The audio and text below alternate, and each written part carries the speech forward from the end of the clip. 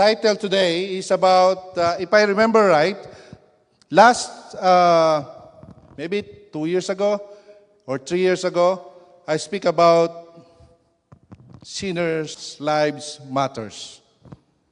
Natandaan niyo pa? So everyone na tayo ay nagpapahalaga kung paano ang isang tao ay makakilala sa Panginoon. Tama? It is very important. But after he received Jesus Christ or she received Jesus Christ, there is a stage of life like yung kanyang Christian life or yung kanyang Christian journey should step up. At ito na nga yung tinatawag nating discipleship. Kaya hindi lang siya basta matitigil doon sa area ng pagkakilala sa ating Panginoon. I believe lahat tayo nakakilala sa Panginoon. Amen? Lahat tayo na narito nakakilala sa Panginoon. But, ang question is, are we in that stage of Christian journey na tayo ay nagle-level up na to become a disciple ng ating Panginoon? Kasi ibang level yun eh. Ibang stage yun. Ibang chapter na ng buhay natin na tayo ay magle-level up sa ating pananampalataya. Maaring yung mga bago, mga hindi pa masyadong, mga ilang buwan pa lang na nakilala sa Panginoon, maaring hindi pa nila naintindihan. But tayo, na kumikilala sa Panginoon, for more than how many years? Hindi ko natatanong kung sino yung pinakamatagal sa atin. Hindi ko na alam kung sino yung pinakamatagal sa atin. But, there should be something na mangyayari sa atin sa ating pananampalatayang Kristiyano. So today, ang gusto kong tingnan natin is yung sinabi ng ating Panginoon, and we entitled this message as The Cost of Following Christ. Ayun. Kapag daw po sumunod ka sa ating Panginoon, dapat merong cost, merong halaga. So this is a basic principle kung paano ka susunod sa ating Panginoon. Bibilisan ko na po ng konti. Sabi ng Matthew chapter 16 verse 24 to 27, ang sabi dito,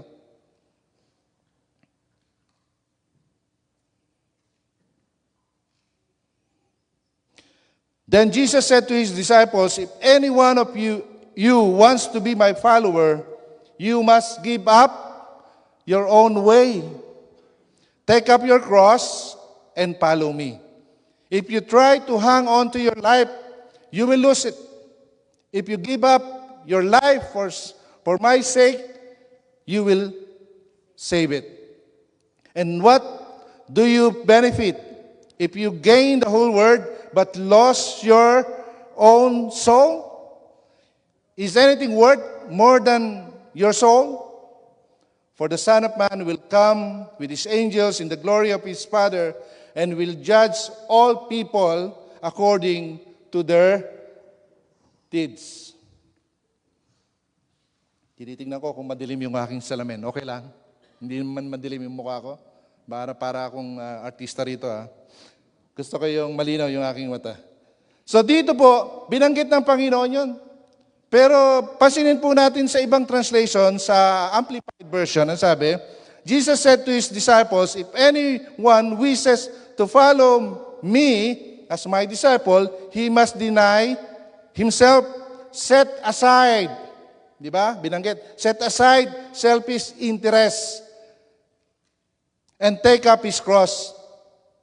Yung bang expressing a willingness to endure whatever may come and follow me, believing in me, conforming to my example. Pero meron pang isang translation. Maganda rin to.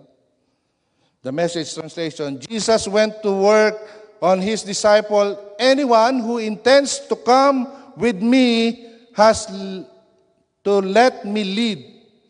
You're not in the driver's seat. No, very, very practical yung kanyang translation. I am, sabi ni Jesus, don't run from suffering, embrace it. Yan po yung translation ng Message translation. Although hindi ako masyadong nagamit ng translation na ito, ng version ng Bible, pero malinaw po dito yung binabanggit niya about the disciple. kung ano ang dapat na meron ka sa iyong sarili. Hindi ka lang basta sumusunod, but you have to do something. First, ang sabi ron, di ba? Anyway, sabi ron, ay many people want a no-cost discipleship, but Christ offers no such option. Sa pagsunod natin sa Panginoon, when we follow Jesus, there should always a cost. Should always be something that we are going to experience or to do in our lives. Sa discipleship, hindi pwedeng libre. Hindi pwedeng, Lord, ayoko nito. Lord, ayokong iwanan ito. Exempted ako dito. Gusto ko, ito lang ako. No, mahirap yung ganong klaseng pagsunod sa ating Panginoon. Kaya we will learn from these verses na binabanggit sa atin ngayon. Ang sabi ron, a disciple in Greek is called mathetes. Sabi nga niya, mathetes, which means a learner, a pupil, or apprentice. Hindi po kamates. Hindi po marites. Mathetes. Pag sinabing mathetes, ikaw ay sumusunod. You're a follower. You're a learner. You learn to follow your master, your teacher. Anong tawag kay Jesus during that time? Rabbi. Teacher. Guru. Di ba? Kasi meron siyang mga tagasunod. Meron siyang mga pupil. Meron siyang student. And we are considering ourselves as a pupil. Remember, mga kapatid, if we read the Bible, ilan yung disciples? How many disciples there? There are 12 disciples, right? Tama? Or, naging 11, tapos napalitan na isa, 12 pa rin.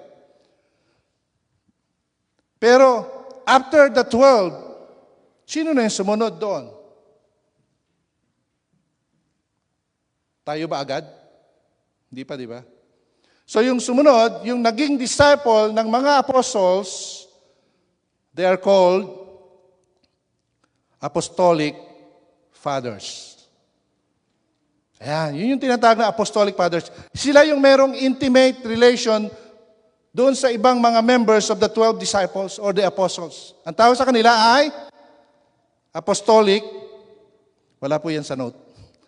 Andito lang. Apostolic fathers. Sila yung mga disciple ng mga apostles or learners, ng mga tagasunod. Kilala niyo ba yung mga pangalang Clement of Rome? Hindi pa. Never heard. Si Irenaeus, si John Chrysostom. Ayan yung tinatawag na, hindi Chrysostom Chrysostom. Lugar yun. Pero, sila yung tinatawag na church. Sila yung tagasunod ng 12 disciples. So, nung namatay na yung mga disciples, nung nawala na sila, pumalit yung tinatawag nating apostolic father. And then yung apostolic father, nagkaroon na naman sila ng panibagong set of their followers. Anong tawag sa kanila? Hula. Wala. Tawag sa kanila, church fathers. Ito na yung church fathers na tinatawag. Sino-sino yung mga church fathers na yon?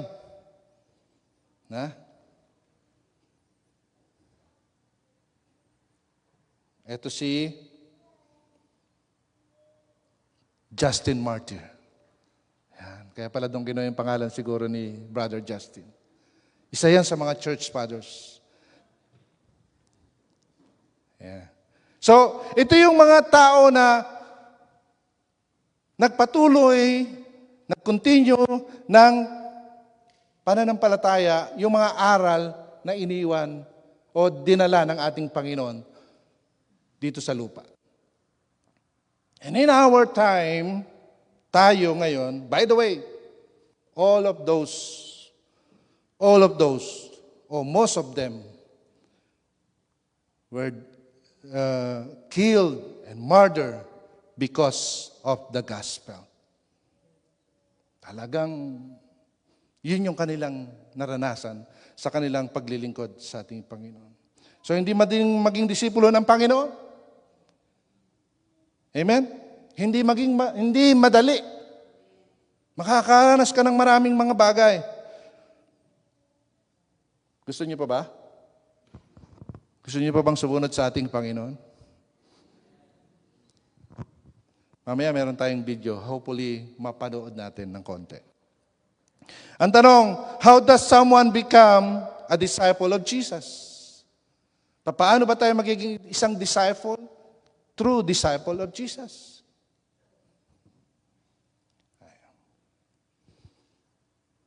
Remember, si John the Baptist ay cousin ni Jesus. So nauna nag-ministry si John the Baptist before Jesus Christ. So ito si John the Baptist, meron siyang mga disciple, at nung si John the Baptist ay, kumbaga, pinugutan na ng ulo, yung ibang disciple ay sumunod kay Jesus. Isa dyan si Andrew. At isa marahil ay yung si John the Beloved.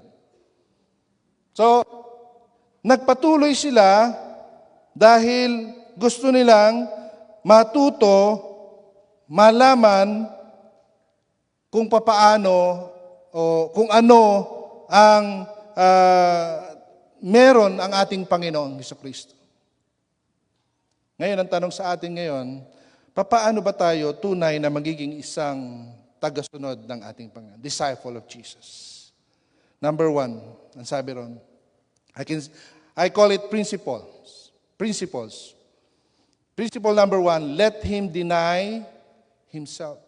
It's obvious, right? Nakasulat yan. For whosoever wants to save their life will lose it.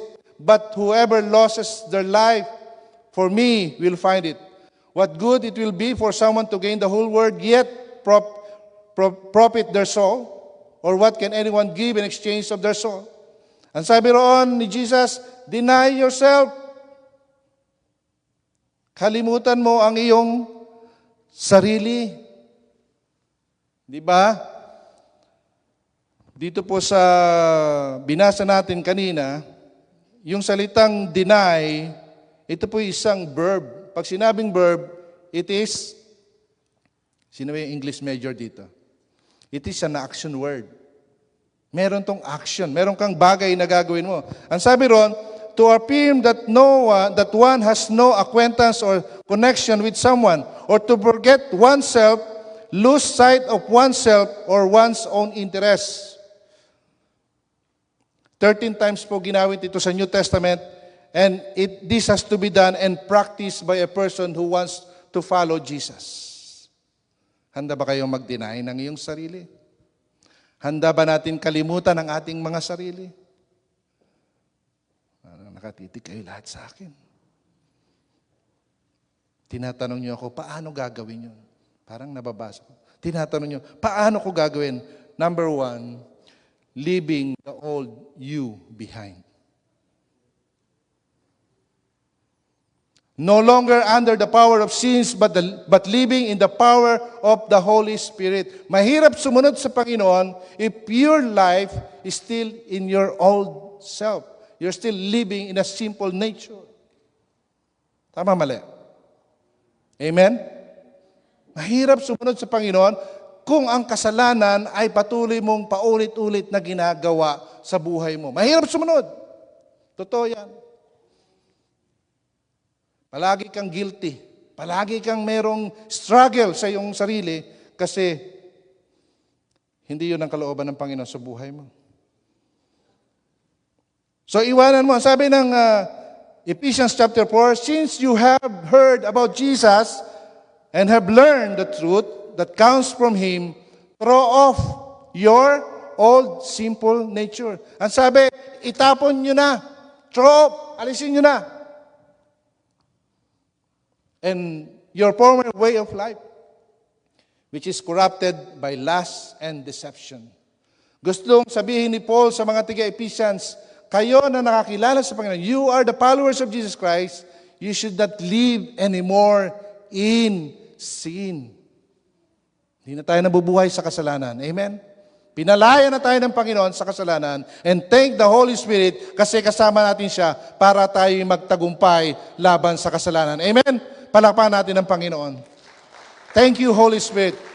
Kasi kung hindi sa Holy Spirit, hindi natin makakaya labanan ang gawa ng kaaway. Tama? It is through His power na nasa ating mga buhay.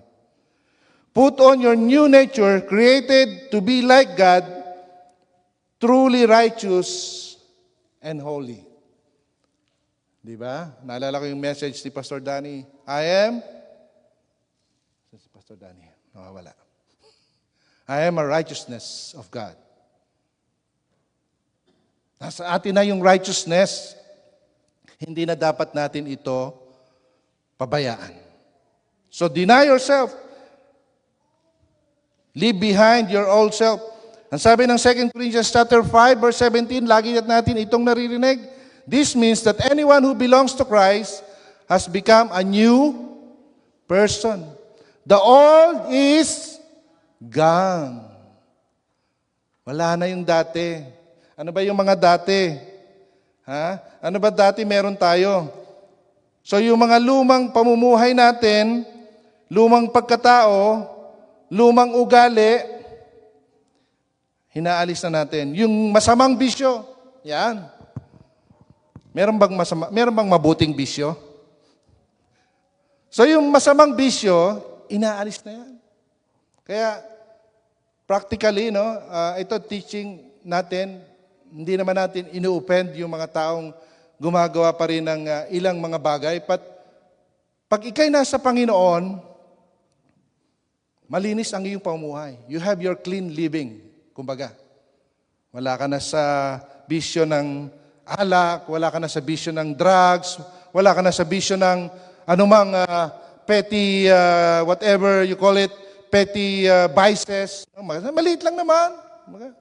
Tumataya lang naman ako sa loto. Konti lang naman tinataya ko. Pwede na yon?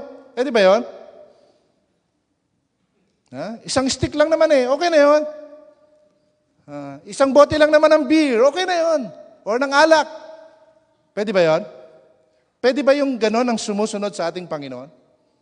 Na merong ganong klaseng pamumuhay. So dapat, ang sabi doon, since you have the Christ na nasa inyo, the old life is, so there should be a new stage ng buhay mo. Wala na yung dating pamumuhay. Pagdating sa ugali, anong klaseng ugali meron ka dati at kung anong ugali ngayon? Dati madamot, ngayon, mas madamot. Dati mahirap utangan, ngayon, mas mahirap magpautang. Sabi mo sa katabi mo, mamaya libre mo ako Kala ko mangungutang ka Pero we don't encourage para sa ganung bagay. Pangutang ka. Hanggat maaari, iwasan natin yun. So throw off your old self at dalahin natin yung bagong pagkatao natin na na kay Kristo. Amen? Palakpan natin si Lord. Pangalawang bagay, to deny yourself is stepping out of your comfort zone. Do not say no when God says go. Maraming tinatawag na comfort zone sa buhay natin. Name it and you have it. Yung mga comfort zone. Ano ba yung mga comfort zone? Nilagyan ko nga ito Parang, di ba yung pwede din natin itawag na mga ghost project sa buhay natin? Yung mga tumatakot sa ating buhay. Kanina, ang ganda ng inawit natin. Ano yung title? No More Fear? Tama? Yung may title? Saan ba? Ikaw sa ba ako? Hindi ko alam yung title Pero nabasa ko. Ang ganda Mighty name of Jesus. Yun yung may word na no fear. Ayan. Mamaya kakanta ulit tayo. So, yung mga ghost project na nilagay, in-insert ng kaaway sa buhay natin para tayo takutin. Yun yung mga comfort zone. Ano yan? Yung ating magandang buhay. Mahilig tayo mag-cling sa mga mararanyang bagay. Yung trabaho natin, no? Siyempre, magandang trabaho, magandang sweldo. Yung mga pera natin sa bangko, yan. Ilan yan sa mga comfort zone, yung magagandang bahay. Mga kapatid, hindi masama yung mga bagay na yon. Binibigay ng Lord yan bilang provision sa atin, bilang blessing sa atin. But if you cling to it at hindi ka na makasunod sa Panginoon, that is a ghost project na in-insert ng kaaway sa buhay mo. Di ba? Yung mga tao sa bandaron, hindi na sanay mamuhay ng simple lang yung pera. Dapat ay milyon-milyon, bilyon-bilyon ng pera. Kasi yun yung kanilang comfort zone. At hindi na nila magawa ang tama para sa kapwa at para sa bayan kasi inilagay na ng kaaway yung ganong klaseng pamumuhay sa kanila. And as a Christian, hindi tayo tinawag para doon. Amen? Inalis na tayo ng Panginoon. Yung ating mindset, hindi na pang sanlibutan, kundi pang eternal life, pang langit. Kaya sa langit, wala nang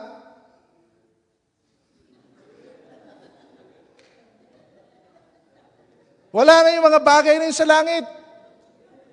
Bakit? Pag namatay ka, madadala mo ba yung milyon mo? Sabihin mo nga sa akin, ano lang ang madadala mo? Ha? Ano lang magagamit mo? 3/6 na lupa. Yun lang. Yung iba naglalagay ng pera pag namatay. Yun yung ugali nila, tradisyon. Para daw swertihin. Pero wala yun sa Bible. At kapag tayo namatay, wala na lahat ng mga bagay dito sa mundo. Kaya tayo mga disciple, tayo mga followers of Jesus Christ, we are trained to step out from this comfort zone. Tinitrain tayo, sinasanay tayo. Hindi tayo magdidepende sa mga bagay na material dito sa sanlibutan. Amen? Kaya yung mga pera nyo, bigyan nyo na sa akin. Meron ganyang pastor Nag-prophesy siya. Sabi niya, darating daw ang Panginoon. That was 2000, tapos nag-prophesy na naman ngayon. Dadating daw ang Panginoon, itong September ba? 22 to 23? Pero yung pera nila, hindi naman nila pinamigay sa ibang tao. Nandun pa rin sa bangko nila. Kung darating ang Panginoon, bakit ka pa, dapat pamigay mo na yan sa ibang tao. That's a wrong teaching. Dito po, makita po natin yung story ni Peter. Sa Matthew chapter 14, 22 to 29, buksan niyo yung Bible niyo. Basahin niyo yung Bible. Wala po yan sa aking note. Pero dito po yung kwento about Peter. Anong ginawa ni Peter? Anong ginawa ni Peter during that? Matthew 14, 22 to 29. Anong ginawa ni Peter dyan? Lumakad siya saan? Sa ibabaw ng tubig. Nakalakad siya sa ibabaw ng tubig. Hindi niya na kailangan ng flood control na dam. Wala na yon. Wala na yung lupa, wala na yung simento, wala na yung bato. Sa tubig lumakad siya. Nakalakad siya.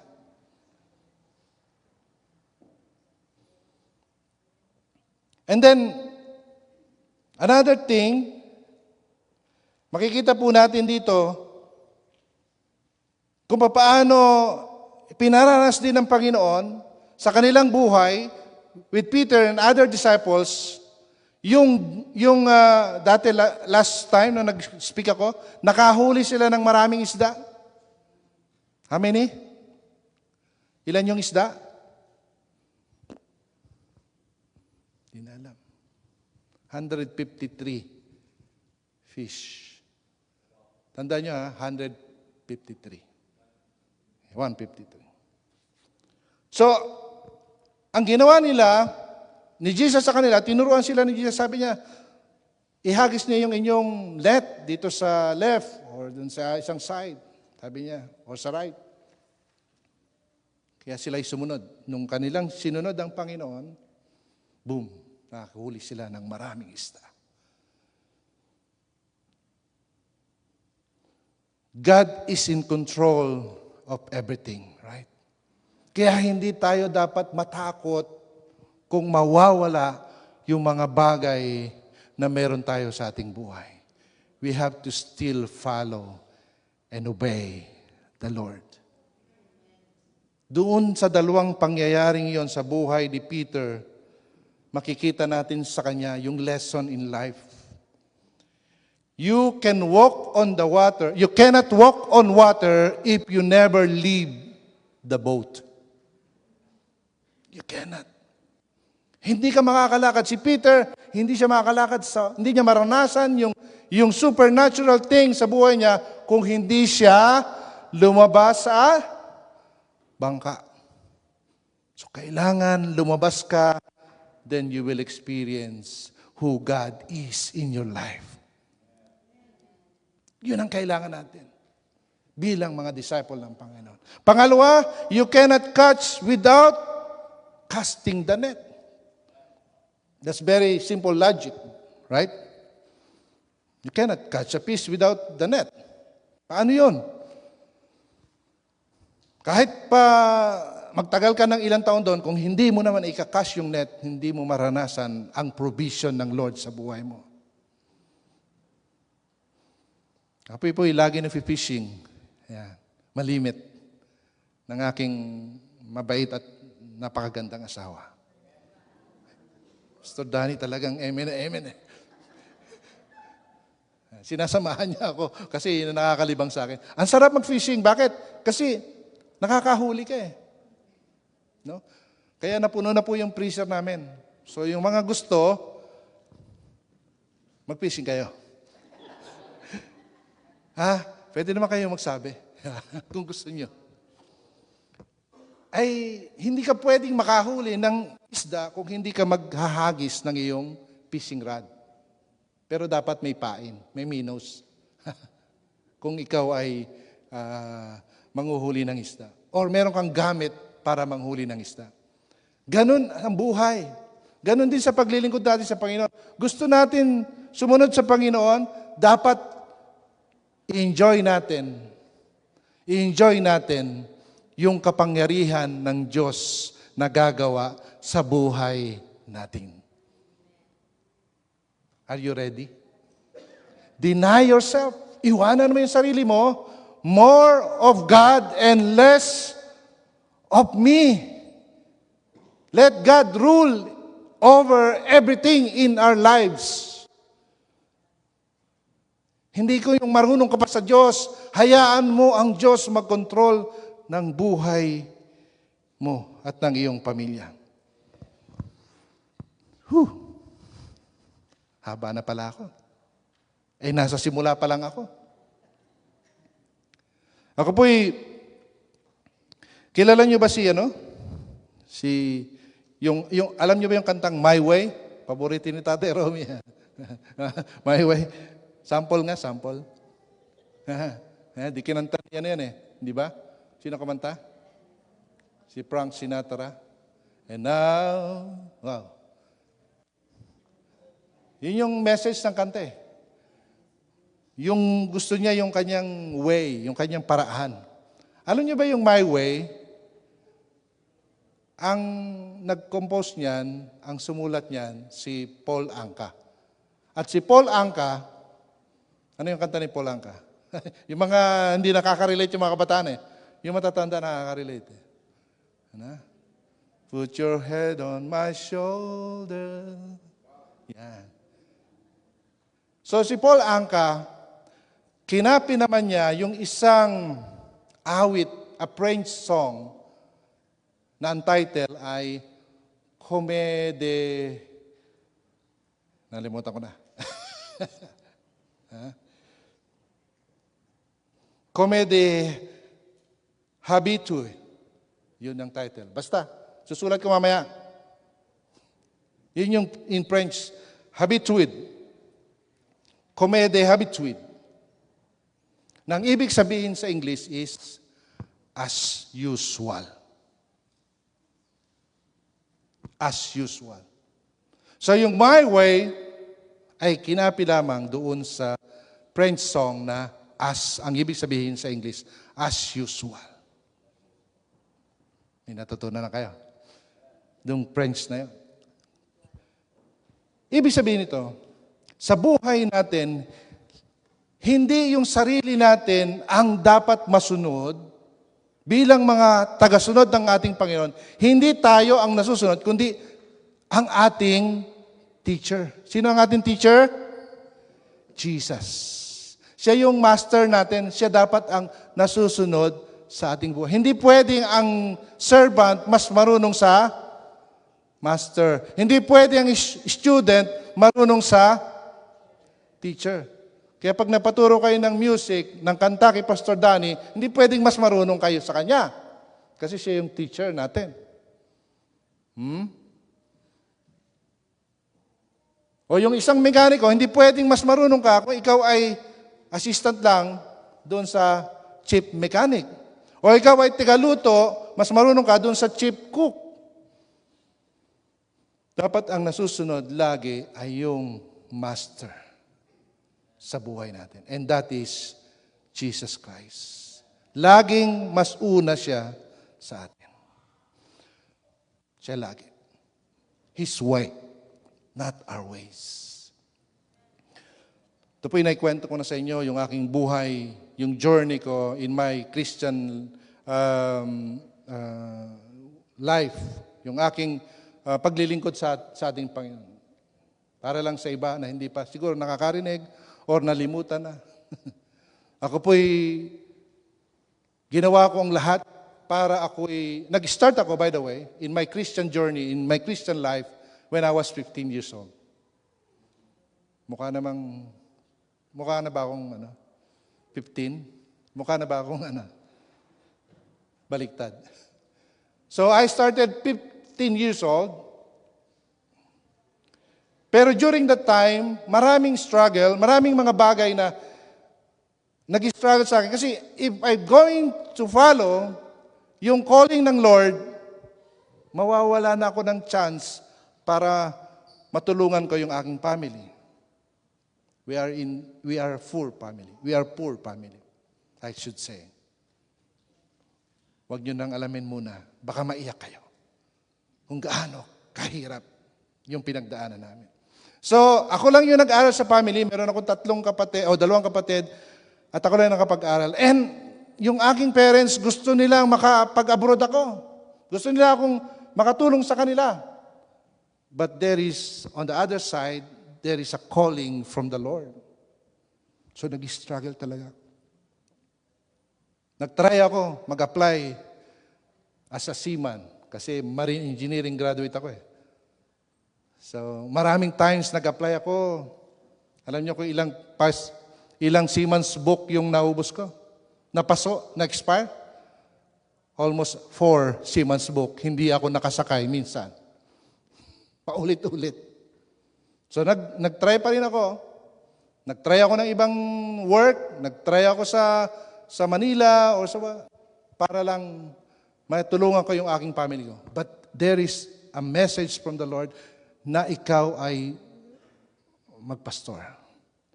Na ako ay sumunod sa tawag ng pagpapastor. So at the end, hindi ko na-resist yung calling ng Panginoon at sumunod ako sa kanyang tawag. Pumunta ako sa Bible school, nagpunta ako sa seminary. I have 500 pesos in my pocket. 500 pesos. Magkano yun sa dollar? $10. Papasok ka sa Bible school, you have only 10 Canadian dollars in your pocket. Sabi ko, Lord, ikaw na po ang bahala. So, dinala ako ng pastor ko doon. Diyan ka na. Bahala ka na dyan. Hindi naman. So, sumunod ako sa tawag ng Panginoon. Nag-start ako doon sa Bible school without anything. Guarantee. Wala masyado. So, nag-work ako. Nag-work ako sa Bible school as a student worker. Nag-start ako mag-work. Hulaan nyo, magkano yung per hour? Yung makakahula may isda. 1 peso per hour. What is 1 peso?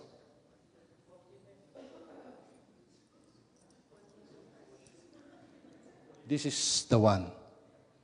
Mas malaki pa yung value nito. Ano to? 5 cents. 1 peso per hour. Puti sana kung luni. Pero ano tawag doon sa 5 cents? Sa Canadian? Hindi na? Hindi niya alam? Nickel? Nickel ba? Imagine mo, 1 peso per hour. Pero at least, nakaka 5 hours ko. So meron na akong 5 pesos per day. So nag-start ako magtabas ng damo, nagtabas ako ng damo, hanggang sa na-promote ako, napunta ako sa classroom, nagbubunot ako, nag-floor wax ng classroom namin. Tapos na-promote ulit ako, nadala ako doon sa office, ako yung tumutulong doon sa aming accounting. And then in the last part, na-promote ulit ako. Tumaas yung rango ko. Kasi nalagay ako doon sa 3rd floor. Doon sa aming library. Alam niyo, natapos ko yung 4 years sa seminary, doon sa bachelor's degree. Praise the Lord.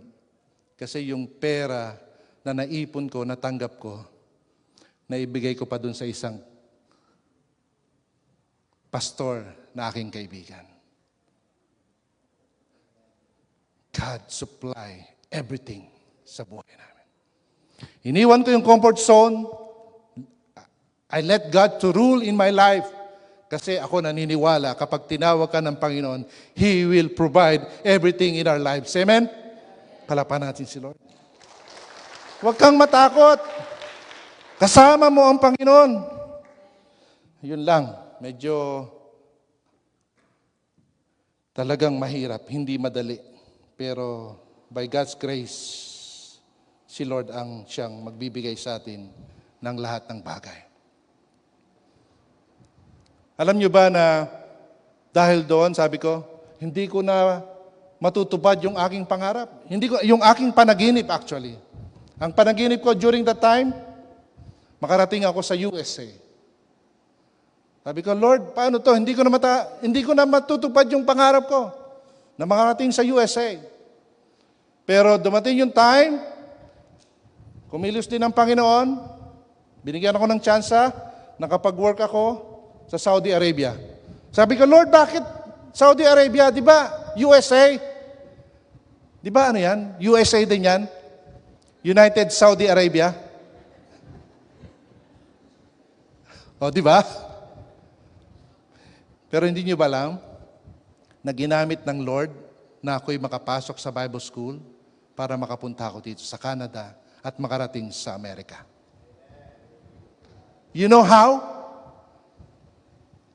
Doon ko nakilala yung tao na gagamitin ng Panginoon para madala ako dito sa Canada.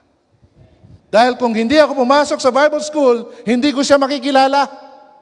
Ang sabi ni Lord, go! Sumunod ako sa Lord. Doon pala sa Bible School, doon ko makikilala yung tao na magdadala sa akin dito sa Canada.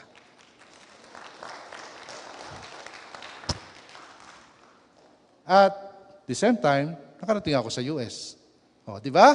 Natupad yung iyong dream. Nakarating ka sa US, sabi ng Lord. That is how God moved in our lives.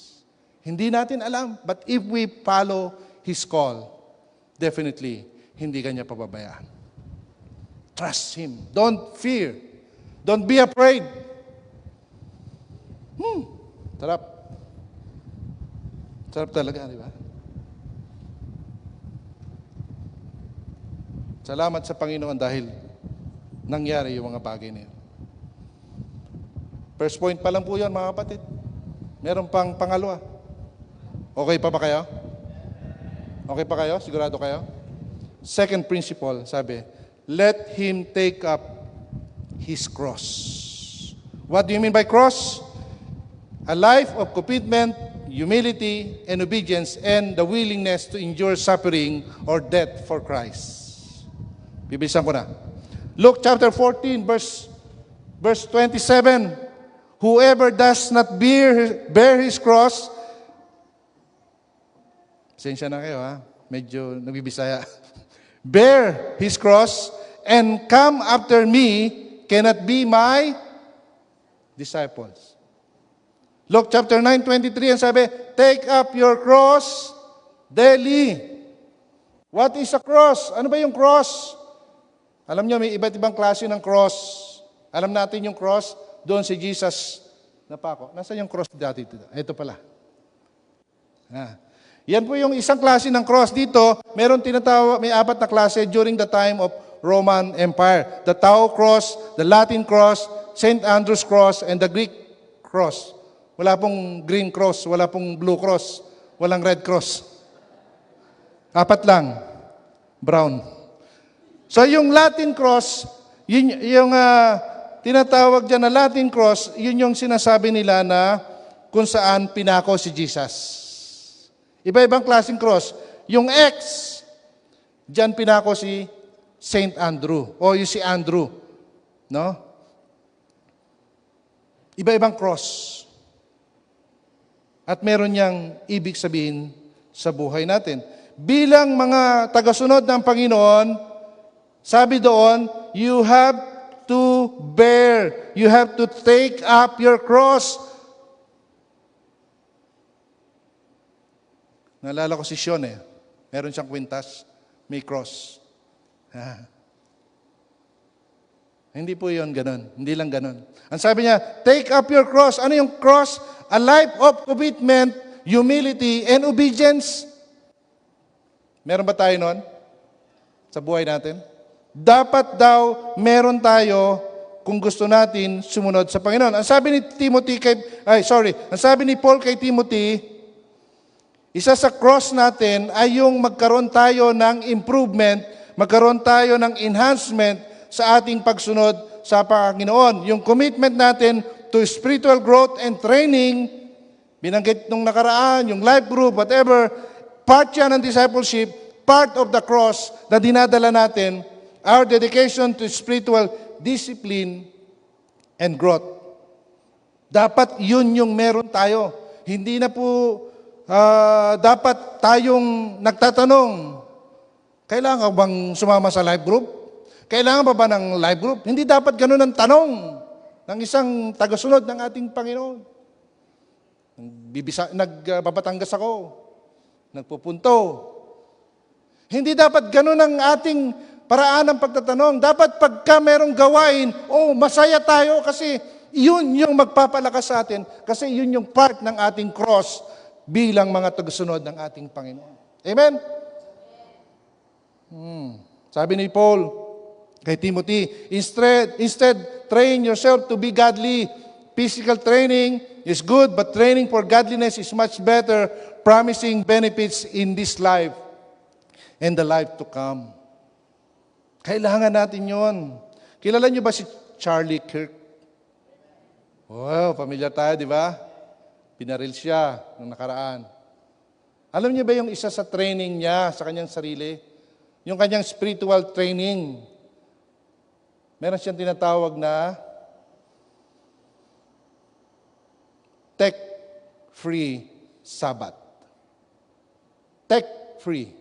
Or yung technology. Tech-free Sabbath. Ano ibig sabihin ng tech-free Sabbath? Kirk strongly advocates turning off your phone from Monday night to Saturday night as part of observing a Sabbath.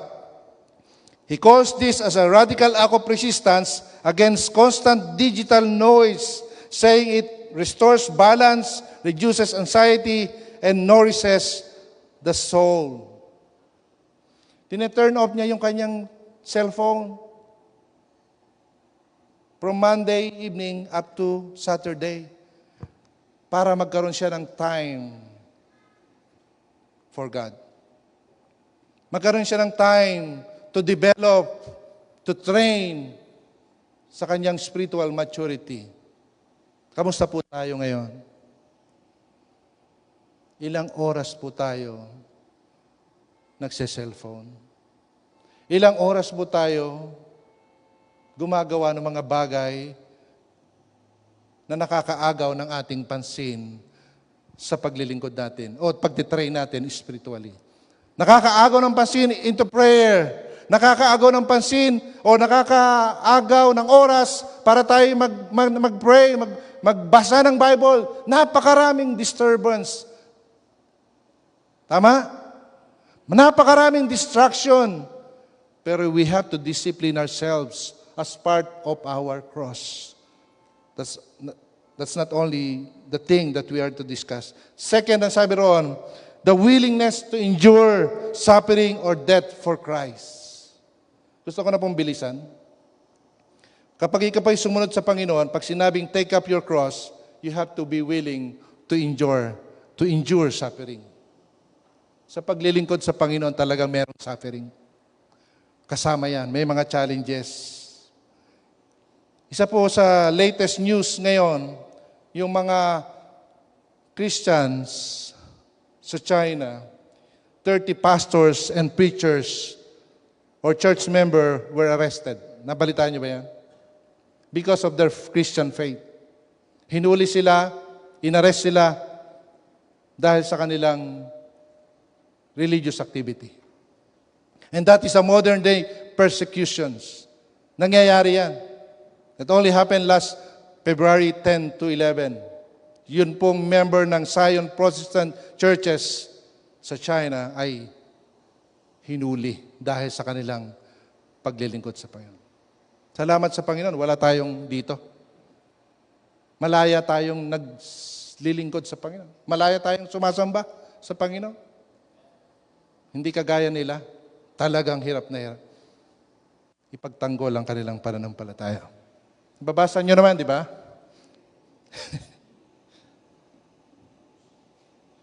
Discipleship is not casual. It is a call to endure trials and overcome obstacle for Christ. Following Jesus is not easy. It is a lifelong challenge that demands endurance and faith. Ito po yung mas matinding kwento. It is a story about the 21 martyrs in Libya. Alam niyo to? That was in 2015. Nangyari po ito. Let's see the video. It's only 10 minutes video. And hopefully, we'll learn from it bago po tayo matapos sa ating message. So in other words, talagang hindi sila nagpatinag sa kanilang pananampalataya kahit na alam nila ng kanilang buhay sa bandang huli ay matatapos. You know what happened then? During the time, sige, okay lang. Yun na lang mamaya. During the time, nung sila'y pupugutan na ng ulo. I don't want to say that dahil medyo marahas, but it happened because of their faith in the Lord. Pero bago sila patayin, you know what they say? All of them, 21 out of 21, anong sinabi nila? Yung salita, Ya Rabbi Yasu. Ya Rabbi Yasu. Habang pinupugutan sila, they say, Ya Rabbi Yasu. Ya Rabbi Yasu. Ano ibig sabihin sa English? Oh Lord Jesus. Oh Lord Jesus. Ganong katindi yung kanilang faith. Ganon katindi yung kanilang pagkilala, pagsunod sa ating Panginoon. Ayoko sanang maranasan natin yun dito. But how if something happened? Nagbaliktad ang mundo. Pwede ba mangyari yun? Pwede rin. How if Kagaya ng China, kagaya ng the Middle East. Paano kung nangyayari yun dito ngayon sa Winnipeg? Kapatid, tingin mo kaya, marami pa rin tayong dadalo ngayon. It's a question of our dedication sa Lord. Kaya yung mga hinaharap nating simpleng mga kahirapan, yung mga bagay na nasasaktan tayo minsan, mahirap sa atin minsan, nagkakasakit tayo minsan, kapatid, tingnan mo yung nangyari dun sa 21. Kung paano nila kinip yung kanilang faith. Di ba nakakahiya? Sumakit lang yung kuko mo, ayaw mo nang pumunta sa gawain. May lagnat ka lang ng konti, ayaw mo nang sumimba. That is not why. That is not how we are being called as a disciple of Jesus Christ. We are called to bear our own cross. Hallelujah. But anyway, nakwento ko na eh. Naintindihan nyo na eh. Amen? Naintindihan nyo na yung meaning. Panoorin nyo na lang mamaya sa YouTube. Ang sabi ng Lord sa bandang huli, follow me. Ano ibig sabihin ng follow me? Eh di, sumunod ka sa ating Panginoon. Ang sabi ron, a true disciple imitates his teacher. Ephesians chapter 5 verse 1, therefore, be imitators of God as beloved children. Okay na? So, kailangan i-imitate mo yung ating Panginoon. Ngayon, usong-uso sa social media, give me 5 minutes more. Okay lang sa inyo, mga kapatid? Okay lang ba? Okay na natin 10. Sabi nga, 2 hours lang tayo sa church. Minsan, nagmamadali pa tayo. Nag-iinit na yung puwit natin eh. Paano pa itong naranasan natin kaya yun? Gaano kaya? I'm not saying na wala tayong time consideration, but we have to learn how to sacrifice for the gospel. Amen? For the Lord. Huwag nyo naman na isipin yung business. Huwag nyo naman isipin yung mga bagay. Importante matutunan natin paano tayo sumunod sa ating Panginoon. Amen? Yan yung tunay na tagasunod ng ating Panginoon. Minsan-minsan lang naman po ito. So as a disciple, dapat nating gayahin yung ating teacher. Ngayon po, uso sa social media, yung salitang follow. Right? Sino yung maraming follower? Ako yata 0 follower.